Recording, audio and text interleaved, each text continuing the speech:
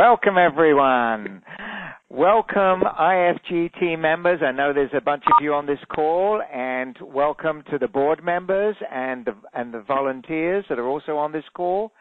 Welcome to you who may be new to IFGT, and welcome to all of you who are listening to the replay. My name is Alan Collins, for those of you who don't know me, and I'm a Quantum Think coach. And so we're honored to be here on this call hosted by the Institute for Global Transformation. The IFGT is short for the Institute for Global Transformation. It is a global network of progressive, innovative thinkers who are working to reach our highest potential and awaken humanity to a higher state of consciousness in order to make the world a better place for everyone. And we could all do with a little of that right now. So I'm here to co-facilitate this conversation with my wife and partner, Dianne Collins, who is the creator of the Quantum Think system of thinking, and she's also on the board of the IFGT. Welcome to all of us who are here to participate in a conscious conversation that has the power to transform our lives and the world we all share. So it's great to be with you. In a moment, I'm going to turn the call over to Dianne.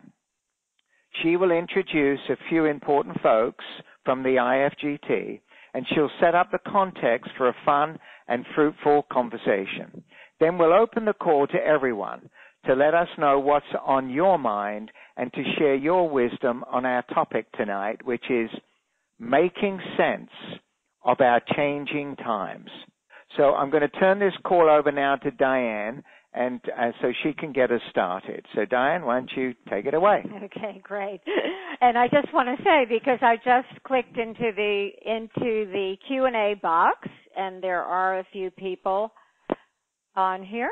Well, Janet, you said you moved off, but we have Josette from London, Ontario, Canada.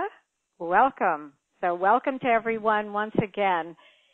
And I am just so excited to be in the conversation tonight, and we will get to it, but I think it's very important for all of us to have an experience of the founder and president of the Institute for Global Transformation, and that is Dr. Marianne Miller.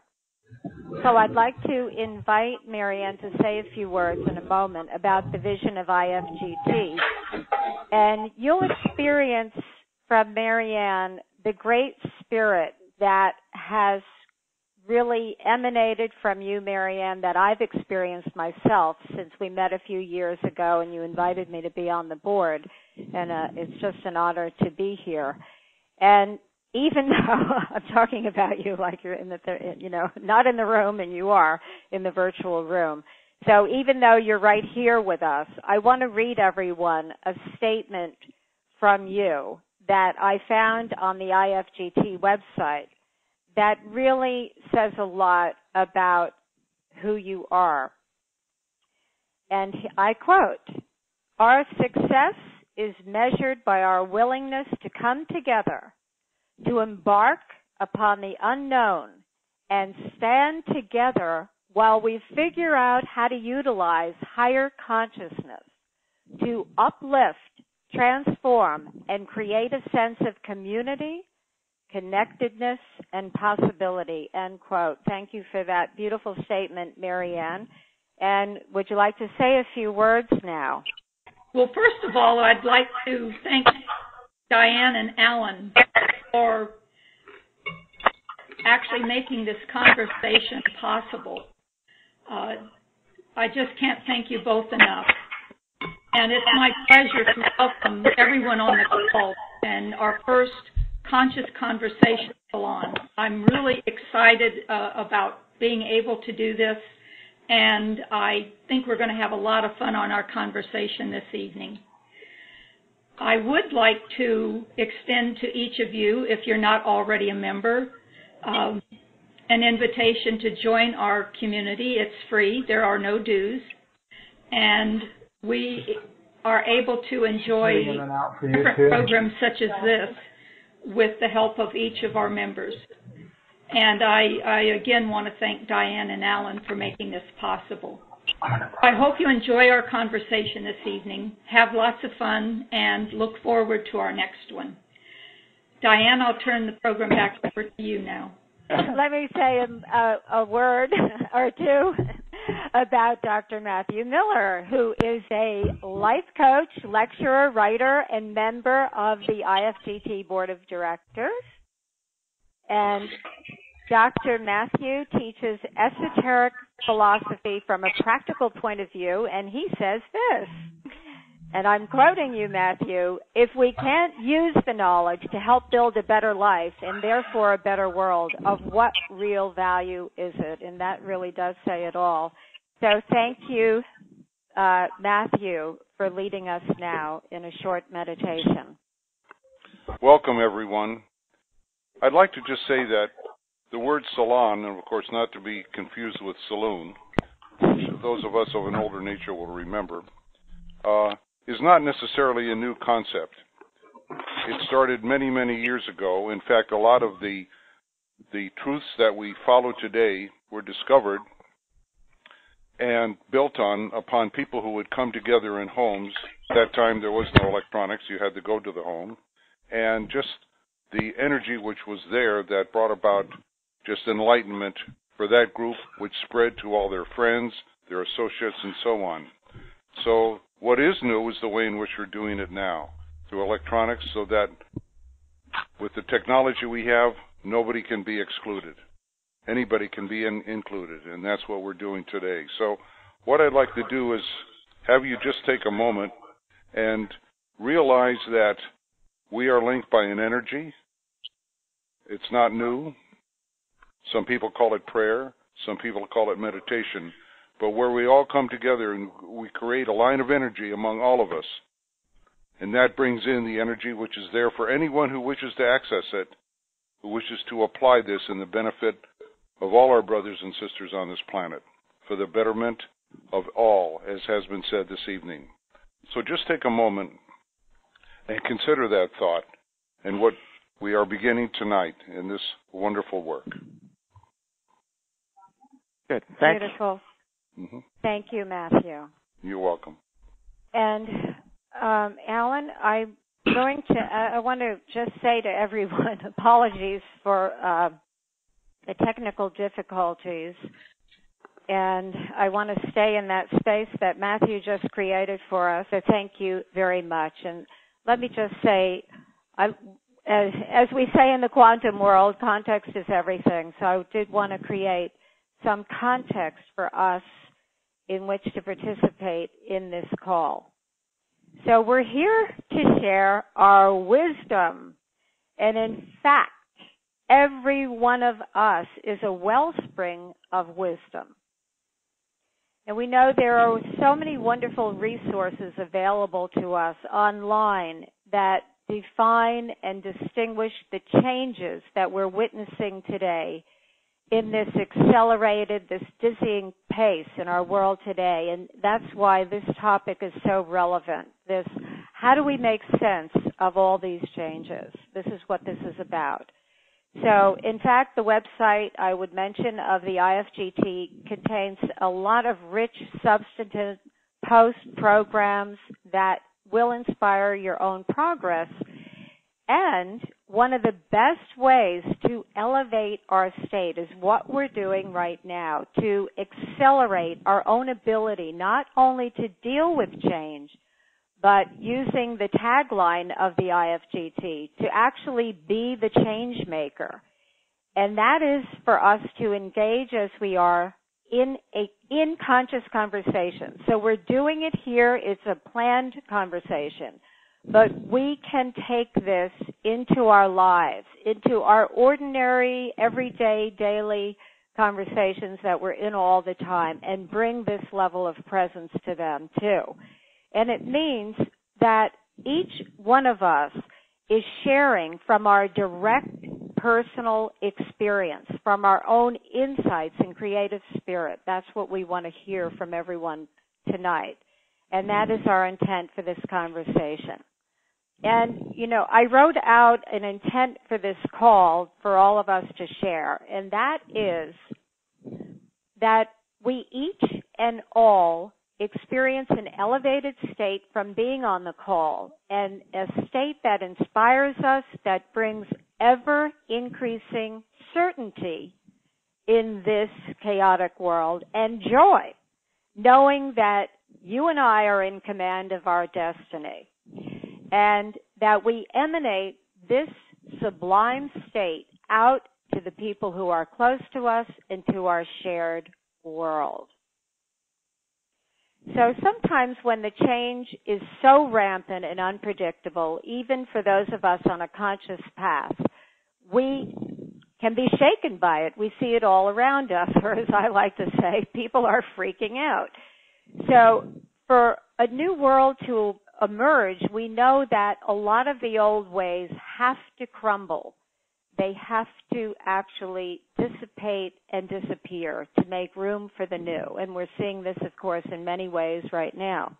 But you know, what came to me as I was preparing for this was the very famous Charles Dickens quote, who wrote in his classic novel, A Tale of Two Cities, in 1859. 159 years ago, he wrote this, and it was around the time of the French Revolution in that time. And he wrote, quote, "It was the best of times, it was the worst of times. It was the age of wisdom, it was the age of foolishness. It was the epoch of belief. It was the epoch of incredulity. It was the season of light. It was the season of darkness. It was the season of hope. It was the winter of despair," end quote. So, sound a little familiar? A little too familiar, right? And we want to take this opportunity that we all know on this call to actually go to a new place. So we could write a new novel today. And I've often said this, we're in a tale of two realities. However, in the spirit of a quantum reality, a both-and world, our intent is for something unprecedented, that we reach a new synthesis into a higher, more evolved state.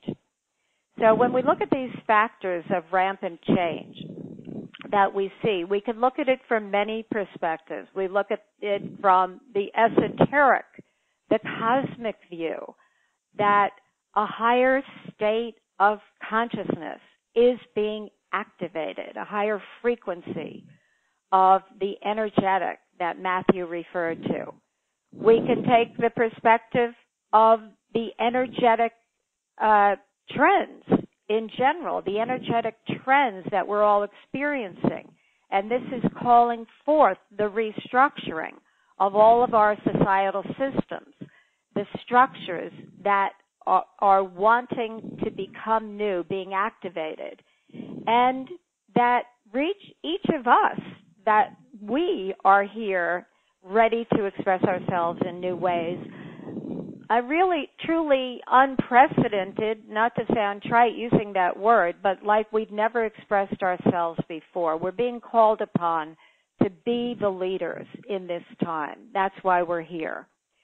So, of course, we can't help but look in the ordinary view of the daily news and see this preponderance of crises that we witness as conflict, divisiveness, the faltering character of people who've lost their way, public figures. And at the same time, fortunately, we're seeing great inspiration. I mean, the march that is coming up next week this happened in our neighborhood, the Parkland teens, who are just created a great, great movement of March for Our Lives, the Time's Up movement. And so there's all of this at the same time going on, the good, the bad, the ugly, and the sublime. So we can look also at the mind-boggling advancements in technology that are literally recreating the way we live in daily life and the way that we will live. Augmented reality, artificial intelligence, virtual reality, robotics, quantum computing, self-driving cars, cryptocurrencies, to name just a few. So when you put it all together, it's exciting. It's an amazing time to be alive. And all of us who are optimists, and that's how we look at it here. And yet, this reality shifting, these factors do affect us. So what we're saying here to enter into this conversation together, which Alan will facilitate us in so that everyone has a chance to speak, how do we think about these changes in ways that are affirming for all of us? And I love this. There's a famous philosophy of saying, I think it comes from Vedantic teachings, and the saying is, the sage must distinguish between knowledge and wisdom. And so if you think about all these factors that we're witnessing, and you think of it as knowledge, okay, this is what's coming, across our reality screen. This is what we know. Well, how do we turn that which we know, and relate to it in such a way that we become the walking, talking expressions of it as wisdom? So we know we have to pay attention to how we speak about the events and the changes in the world and the characters in our movie here. And we know that also behind what we actually say are our habits of thinking, how we think about it. That has an effect. Who we are emanates out. So what we say is that what we actually say is creating the reality, and you think of it as it's maintaining a reality. What we actually think, what we say, is keeping reality in place. And we want to be really conscious about that. So now I'm asking for all of us as we go into this to be speaking in this context. What reality do we want to create now, specifically with regard to how we speak about the changes, the specifics of what's going on? How is it affecting you? We may not have control over the circumstances that come our way. Obviously, we don't always. Maybe we do in some esoteric soul-designated way. We don't know that. However, we always have 100% sovereignty over our habits of thinking and what we say. We always have a choice in how we relate to what's happening in the world. We always have a choice when we are awake and aware enough in what we hold in consciousness. So as we begin our conversation together, consider these questions. What do you see that you can gain a new command over? You may see something like, well, I've been in this kind of stuck pattern, but I see I could now alter that this way. In another question, in making sense of the changes, how can we see them from a bigger picture, a cosmic perspective, so that we do make sense of them in a way that's life-affirming? And how can you inspire yourself and therefore others? When you're inspired, other people are inspired by what's going on in the world now.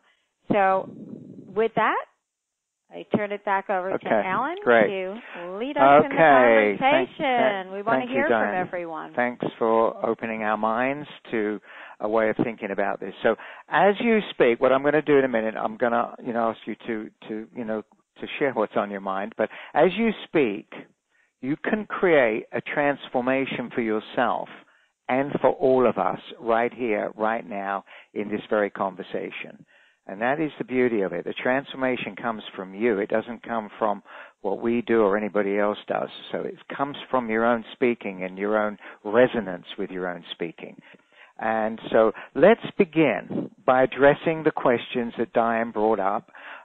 These unprecedented changes affect us in many ways. So how are you experiencing them?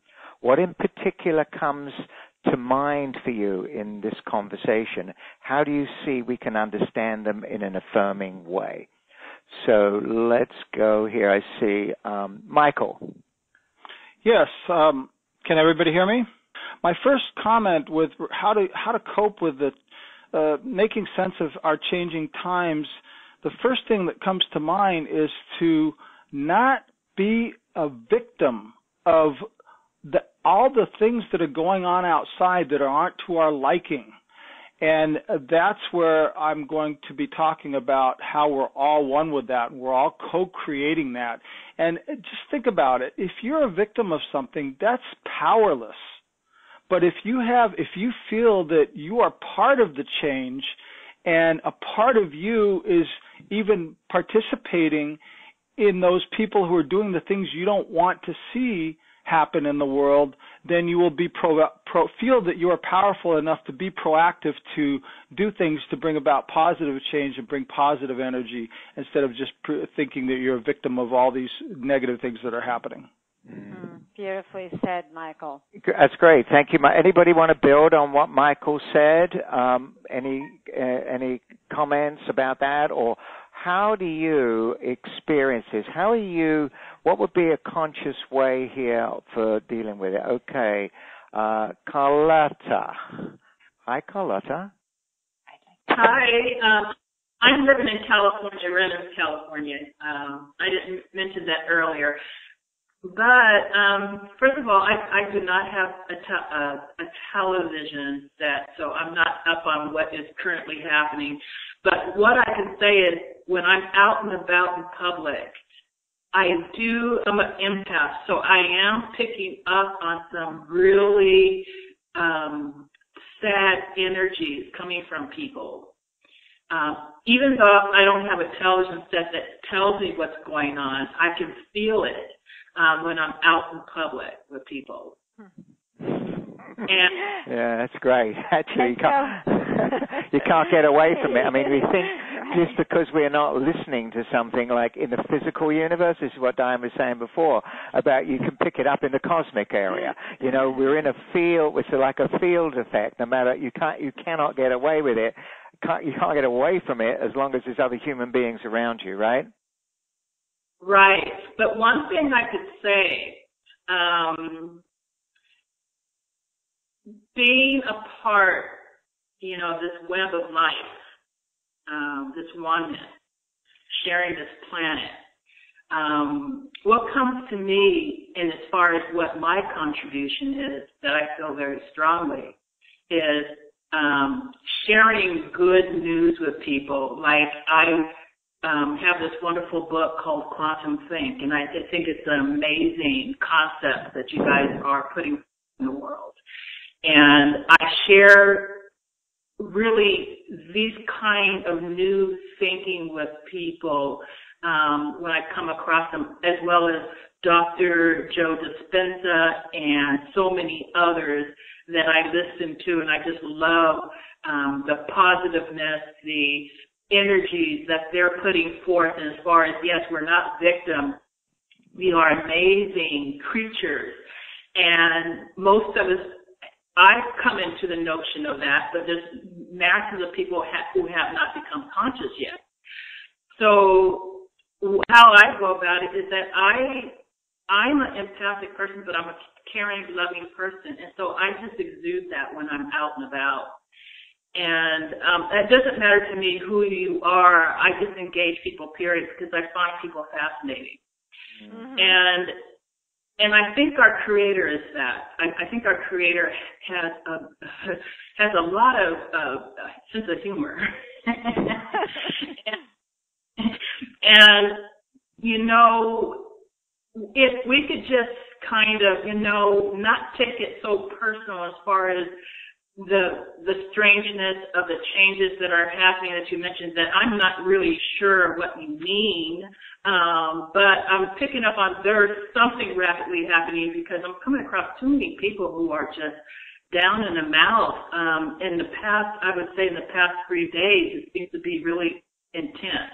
Mm-hmm. And maybe you should bring yourself in a little bit.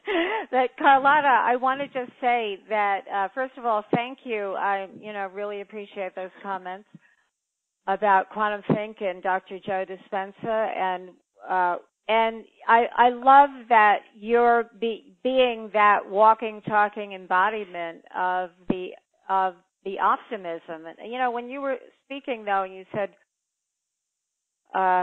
people who weren't awake yet. It always occurs to me, and I'd like to know what anybody else thinks about this as well. That you know, we talk about creating reality, and of course, what we hold in consciousness. So even, you know, I say we have to trick our senses in a way that what if we thought of everyone as awakening rather than not awakened yet? And this is what. And I hear what you're saying, and thank you for correcting me on that. I like yours a lot more. I'm understanding what you're saying by that, and so I'm working on mine too. You know, changing how I speak and how I think about things, and I've been changing pretty rapidly, and it's coming along. Great. Beautiful. Thank you so much. Yeah. I mean, you shared something really important about picking up on it and just, you know, bringing forth something else, the optimism, the real creativity, the conscious creation. Thank you, Carlotta. And thank you, Carlotta. And if anyone, I see someone else has their hand raised there in Flowery Branch, that I just wanted to ask to insert something into the conversation here that is something specifically, and this will help Carlotta because she's not watching the news, but something that really is irking you, touching you, you know, something specific, because we want to hear that aspect of it too. Like, how are you experiencing, you know, or whether it's the politicians or the gun control or lack thereof, or whatever is going on. So you can, if you want to, include that in. Yeah, but I want to just underscore before Matthew goes here, because what you said, Dianne, you know, the idea that we see people as different, you know, like there's the awakened people and the non-awakened people.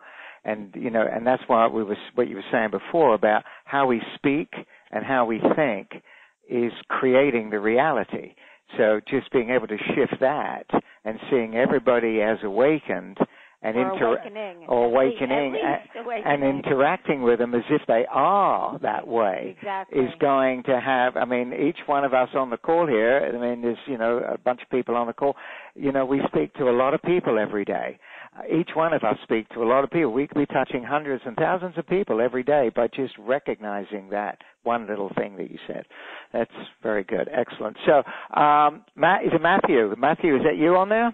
Yes, it is. Okay. Hi, Ellen. Okay. One of the things, building on that theme, is that we do live in tumultuous times, and it can be very chaotic.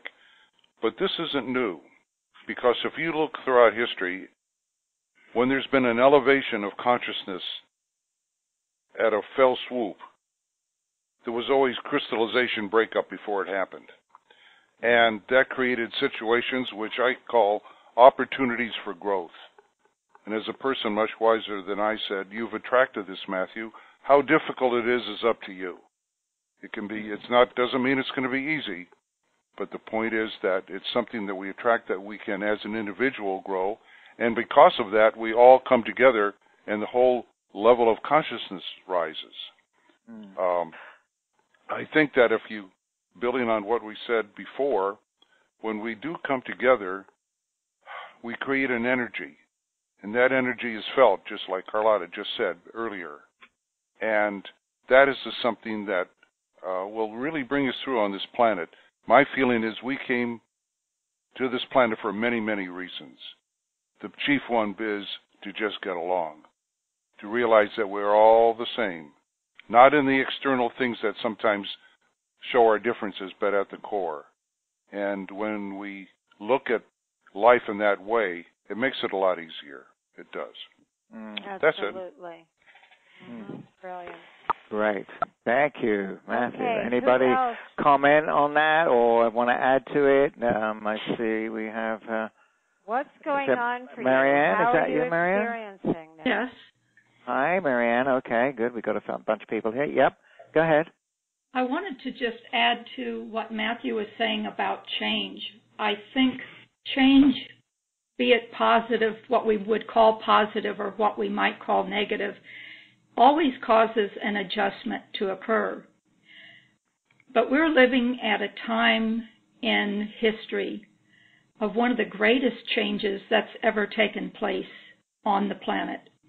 We're at the end and beginning of great cycles that have come together at a time that hasn't happened for over 2 million years. So there's a great struggle, in my opinion, that's going on between the old way and the new way.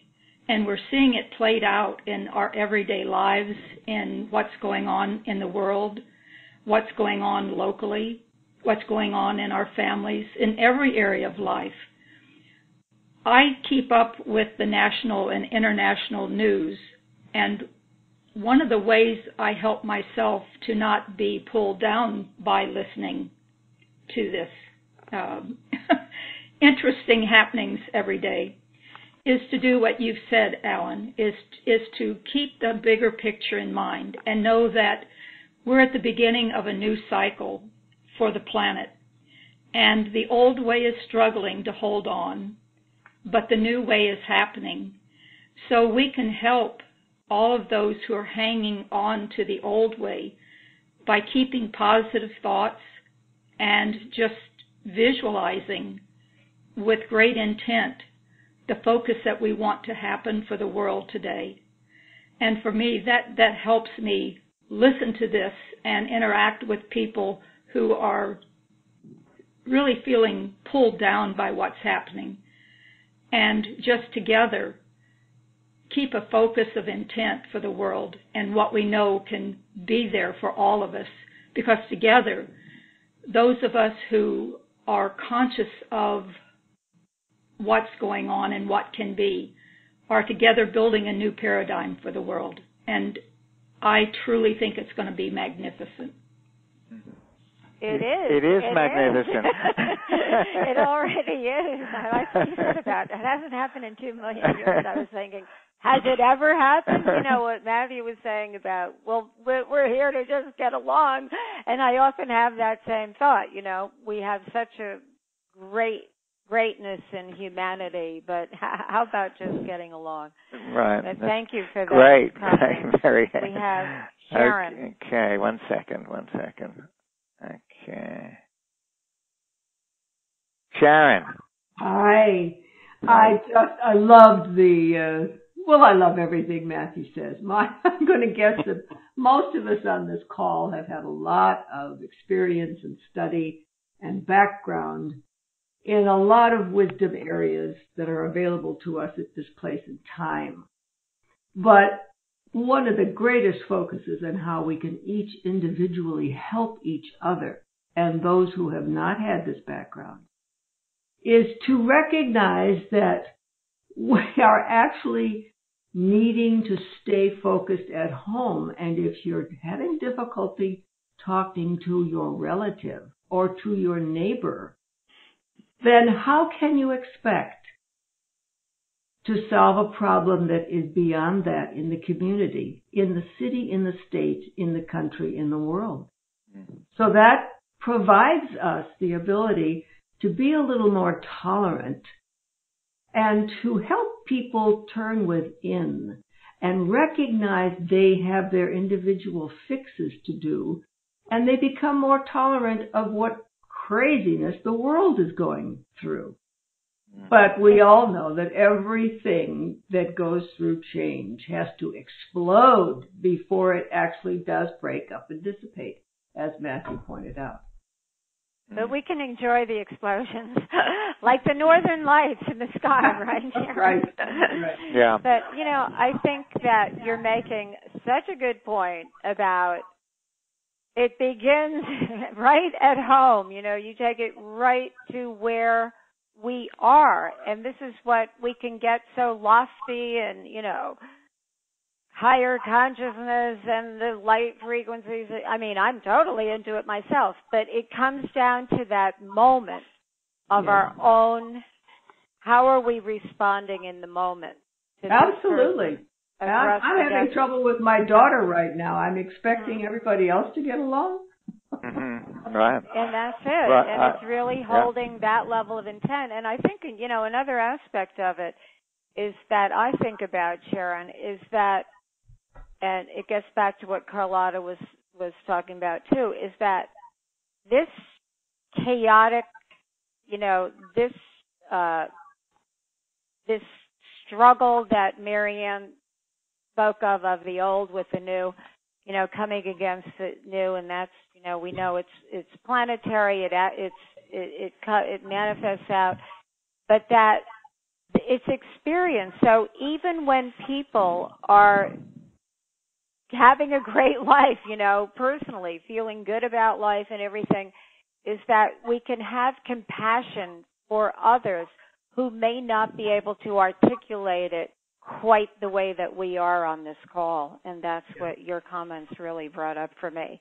It's like I'm thinking about your daughter. I don't know your daughter, but it's like sometimes we're in like this low level, not low level, but low, underneath it kind of reaction to the energetic. And so the clearer, the more centered and focused we each can be, then that we're bringing that to the relational field of those of the people around us. Right, that's good. And Sharon, what you said was so good. I got a sort of another cut on this, because when you say how we are with our neighbors and our family, you're right on. But I think ultimately it comes down to how we are with ourselves. And being in enough of an awareness, which is a major aspect of consciousness, is are we aware of what we're aware of in any given moment?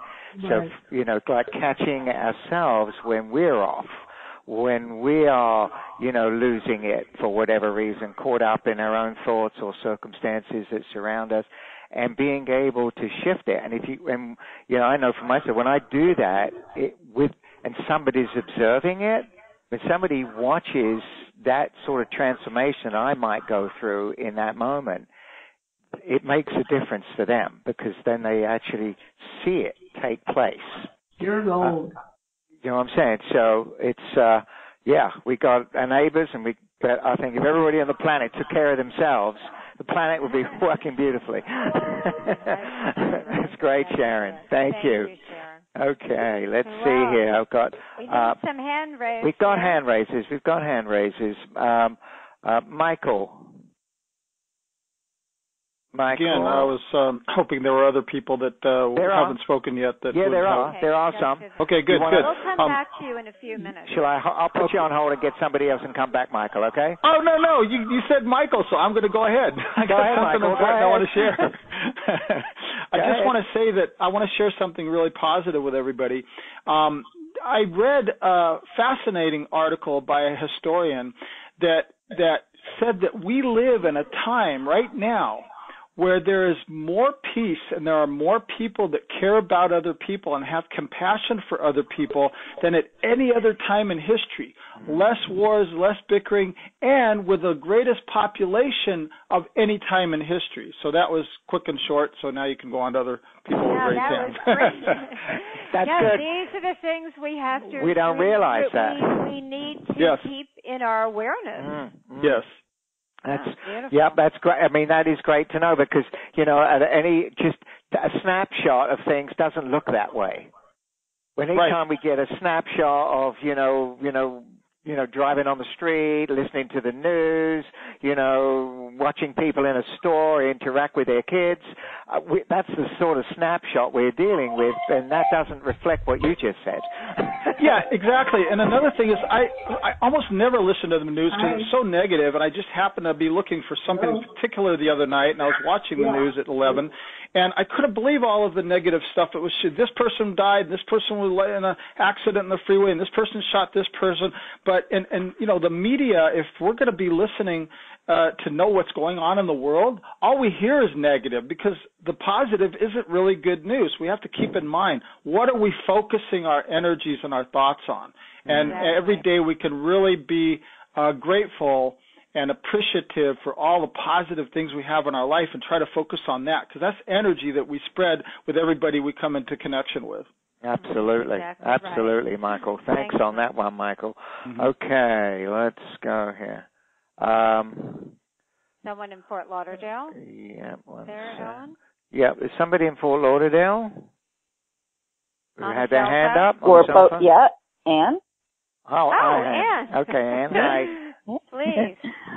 Okay, so, I'm listening to everything, and everybody's on to something. We're all speaking the same language.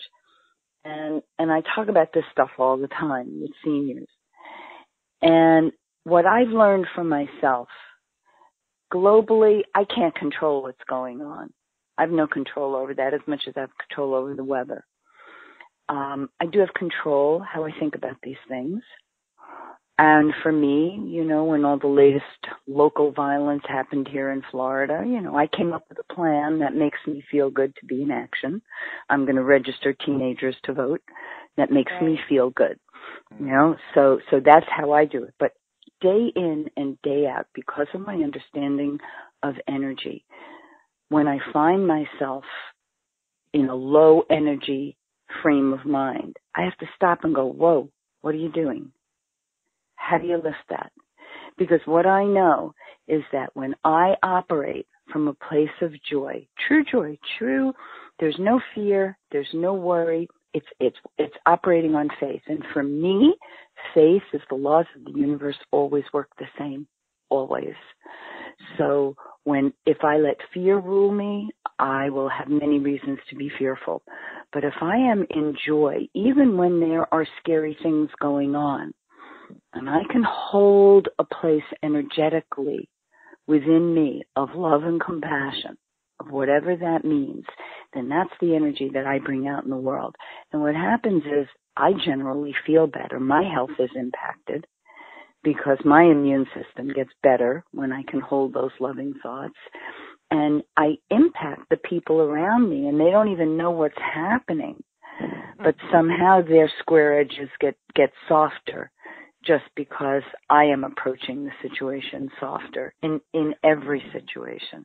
Yeah. So that's my little goal to do. That's beautiful, Anne. And what we don't realize, because is that the effect that what you have on other people, the effect that's going to have on all the people that they're talking to that day, and that you'll never know. You just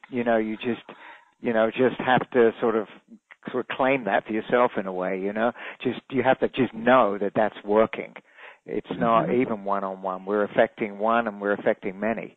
So that's beautiful. And, I think that what you're talking about is maintaining that state, and that one thing you said that, and this is I'm not. It's okay. Let me just say it that you can affect things globally, but we do affect things globally. What I said was we have no well. By control, and right. But you have influence. Right. But you have influence with your state. Absolutely. So what you're doing, that's it. As Ellen says, we take care of ourselves. Yeah. So is there, okay, good. Great. Wonderful. And I love what you're doing, registering teenagers to vote. I mean, that's a great project. Awesome. Anybody can do it, by the way. Yeah. Anybody. You don't have to be a member of the Democratic Party. You just have to talk to them. And the big deal is that they can register at 16, so that when they turn 18, they're just automatically on the roll. Oh, that's interesting. Thank you for that information. That's great. Okay, who else? Thank you, Anne. We want to see hands raised. There are so many brilliant people. I'm seeing names on the screen. And I know you have something. Why don't we just, while we're waiting for a few more people, let's get Michael. Why don't you? Good idea. Michael, why don't you just tell us about the Oneness program movement? Thank you. I'd be happy to. And if at any time there's no raised hands, you're welcome to call on me, because I've got a list of subjects here and comments that I could make on this. So making sense of our changing times and questions for people. Okay, the Oneness movement came about as a result of my searching for truth since I was about 18. I'm 64 this month. So we're talking over 40 years of trying to understand human behavior, through psychology. So what I was trying to understand human behavior. So I studied psychology and philosophy and comparative religion. I studied Course in Miracles. I went through just about every spiritual study movement you can imagine, trying to find answers. And it seems like if you go deep enough into any esoteric studies, the ancient wisdom teachings, they all have one common thread, and that is that the misperception of human beings to our limited five senses sees separation. Obviously, you look at another person, there's all that space between you. But when you really meditate and you get into God and the universe and how everything is connected, and Quantum Think, by the way, I read most of that book. I bought it on the Kindle version, and it's so in alignment. She also talks about, bottom line, we're all connected. So the Oneness Movement is a platform, resource to help people who are open and ready to overcome this misperception of the illusion of separation, which is literally the seed cause of man's inhumanity to man. We are a resource. It's an online, it's part of the Institute for Global Transformation, and I'm developing a teaching platform that I call Practical Quantum Metaphysics, and it's interesting how Dianne wrote the book about Quantum Think, and this whole quantum aspect is so important for people to connect with, because a lot of us, like me, we're very analytical, and it's hard for analytical people and scientific-minded people to understand how oneness really means connection. We're all connected. Well, how is that possible when there's all this space between us? So quantum physics is literally proving metaphysical concepts that have been known throughout history by ancient mystics. Like space is full, not empty. It's Pardon not nothing. Space is full, not empty. Oh, so, absolutely, Michael, yes. I love everything you're saying, and I want you to direct everyone to go, and there are ways that people can participate, right? Many ways in the Oneness movement. Yes, primarily. And it's on, because we only have a few minutes left to the call, unless people want to stay. So there's oneness-movement.org, which has a lot of my blog articles. You can read about a little bit about quantum, practical quantum metaphysics. But I want to leave one point with everybody, that from after this phone call, take this thing with you. From now on, if you can, possibly every other human being that you see, even if they resonate in a negative way with you, that look at them and perceive them from what I call the infinite heart oneness perception as another part of you. That's a big challenge that I give you tonight. That's beautiful. That's brilliant and great. Thank you so much. And everyone go and to what's the website again? It's oneness-movement.org. Okay, great. Oneness-movement.org for anyone who wants to go deeper into it. And, I'm going to put someone on the spot here. Thank you, Michael. Michael, Thank you. I love that project. Pavel, as we were in this quantum conversation, can you unmute Pavel? Can you raise your hand, Pavel? I got him. Star 2? Okay. Pavel, you there? Can you hear me? Yeah. Because I know you have thoughts on this. I'm putting you, you don't mind, because I want you to participate in this. What? I was nervous about participating because I'm kind of struggling with something, and I don't know if 3 minutes is going to cover it. But what it's about, I don't know where I fit politically anymore. I feel like the left has gone so far left that I don't even recognize it anymore. I'm not conservative, and I'm not way over on the left either. I guess you could call me a classical liberal. Like, I support gay rights, I support women's rights, I was part of the civil rights movement, and yet what I see happening on the left really troubles me. And I think because of all the work I've done on personal development and transformation and a lot of the people that were mentioned tonight are people I've worked with personally. And, I feel like what's happening right now is the polarity is becoming so big that people like me that are just classical liberals don't really fit in anymore. The left has gone into identity politics, and identity politics has at its core victimization. And when you've done enough personal development work, you realize you can't come from a point of victimization like someone on the call said tonight. So that pointing the finger at, white males as being the reason that you are down and attacking them all the time, it has set up a real problem in the country right now. And, a lot of young white males feel very disenfranchised and are going way over to the right, just almost as a rebellion.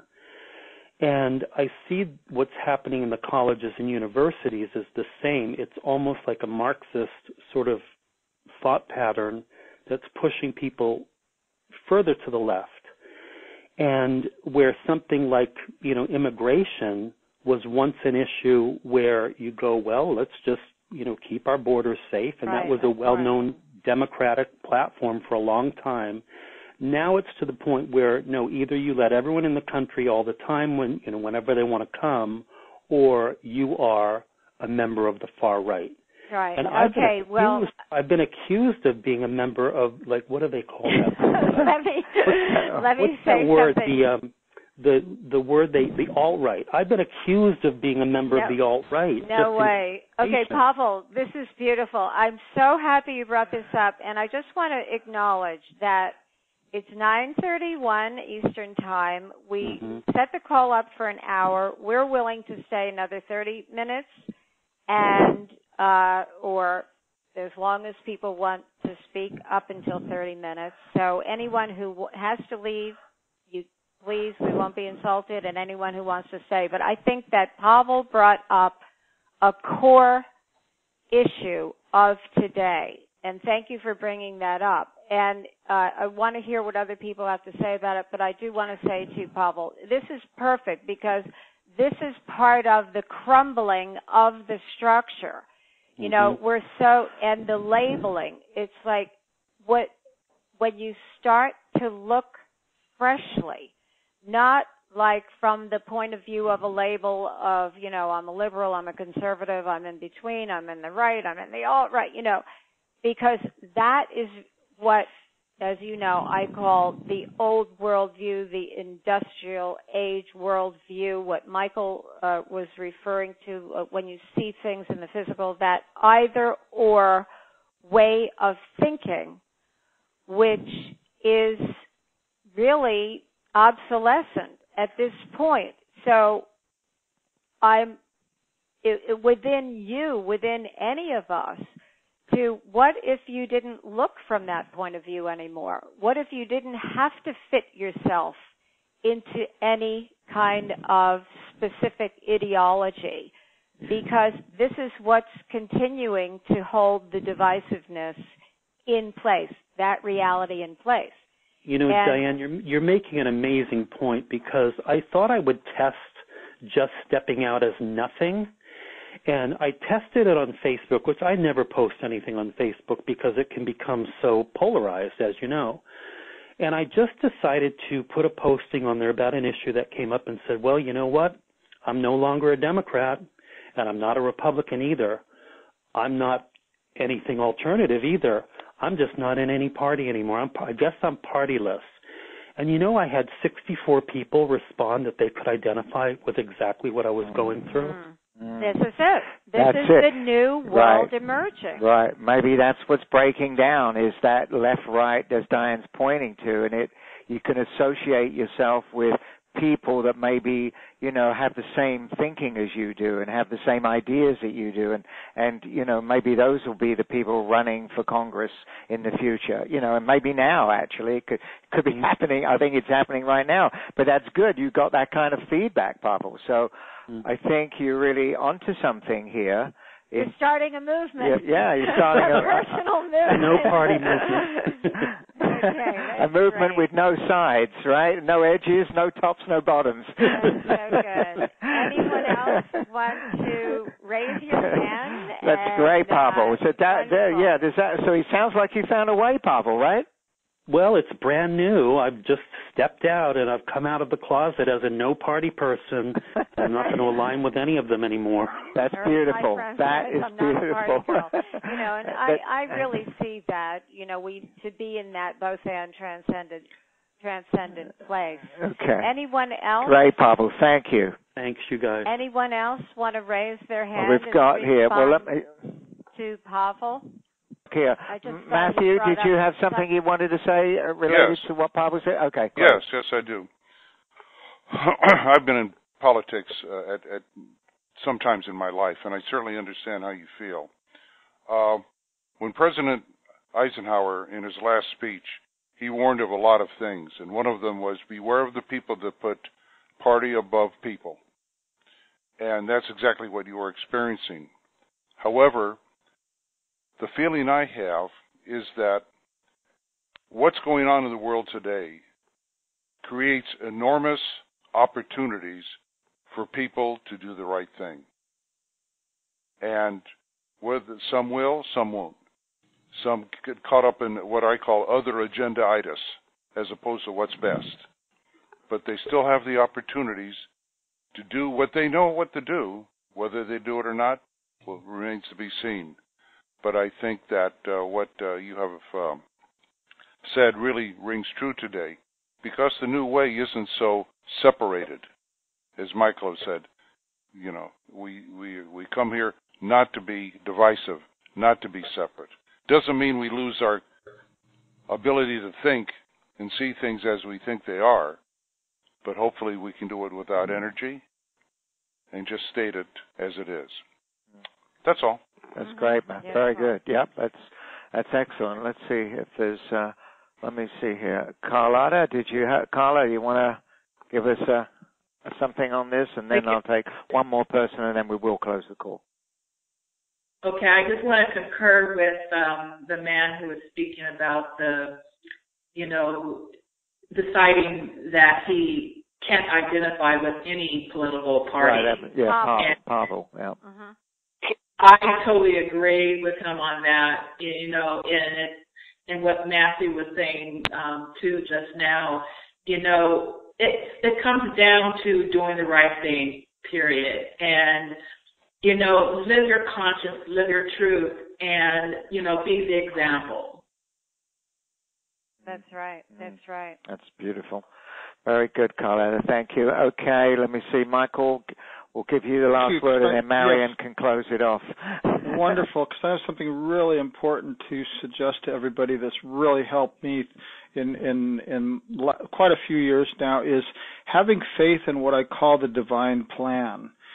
It's absolutely astounding how that can help you when things that you think you want or that don't go your way, and then later on with a different perspective, maybe months, weeks, possibly years down the line, you realize that the way that it ended up was much better than your way.